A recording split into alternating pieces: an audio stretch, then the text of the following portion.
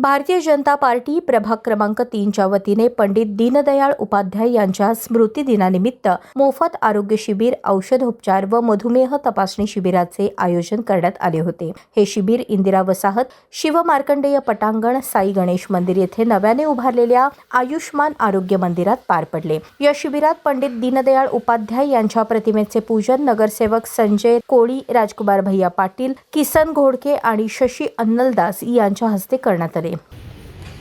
अतिशय आनंद वाटतोय ज्या पंडित दीनदयाळ उपाध्याय यांच्या स्मृती दिनानिमित्त हा कार्यक्रम ठेवला आहे। खरं तर पंडित दीनदयाळ उपाध्याय हे भारतीय जनता पार्टी जनसंघाचे मूळ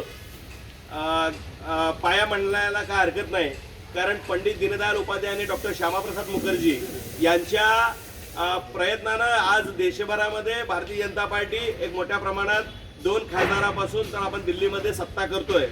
असं त्यांचं खरं तर त्यांचं श्रेय आहे, त्यांचा वाटा आहे। पंडित दीनदयाळ उपाध्यायांसंदर्भात सांगायचं जर झालं तर यांचे शिष्य आपले देशाचे माजी पंतप्रधान श्रद्धेय अटल बिहारी वाजपेयी ज्यावेळेस सुरुवात केली कामाला, तर पंडित दीनदयाळ उपाध्यायांनी त्यांचे गुरु होते।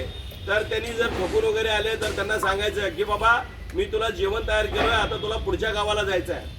असं तळमळीने तयार करून आज भारतीय जनता पार्टी देशभरामध्ये एवढ्या मोठ्या प्रमाणात उभी आहे। उद्घाटनाच्या अगोदर म्हणजे त्यांच्या मनातली तळमळ बघा, आपल्या नागरिकांना या आरोग्य केंद्राचा उपयोग व्हायला पाहिजे। आपल्या नागरिकांना या सोलापूर महानगरपालिकेने आता डॉक्टरांची संख्या बघितलं तर भरपूर झालेली आहे। यामुळे कुठल्याही परिस्थितीत नरेंद्र मोदी साहेब, फडणवीस साहेब यांचं एक विजन आहे की आपल्या गरीबातल्या गरीब लोकांना आरोग्य म्हणजे आपल्याकडे कुठं पैसे राहत नव्हते, आज कुठल्याही दवाखान्यात जावा 5 लाखापर्यंत आपल्याला मोफत त्या ठिकाणी सुविधा होणार आहे। ते म्हणून सगळ्यांना विनंती करतो, येणाऱ्या काळामध्ये हे आरोग्य मंदिराचा सगळ्यांनी उपयोग घ्यायला पाहिजे। तसेच doctor Pallolu YH, doctor Shinde madam, doctor Patil madam, doctor Mhetre आणि डॉक्टर शेटे सर यांचे मोलाचे योगदान लाभले। या प्रसंगी श्रीशैल हिरेमठ, अनिल वड्डेपल्ली, सतीश दासरी, पुंडलिक कनकी, विनोद बंडा, नागेश आवाल, कनकैया अडम, रवी अडम, सुजाता म्हेत्रे, श्रीनिवास नराल, भारती कोळी, शरद वडावराव, नचिकेत गुर्रम, प्रवीण तोर,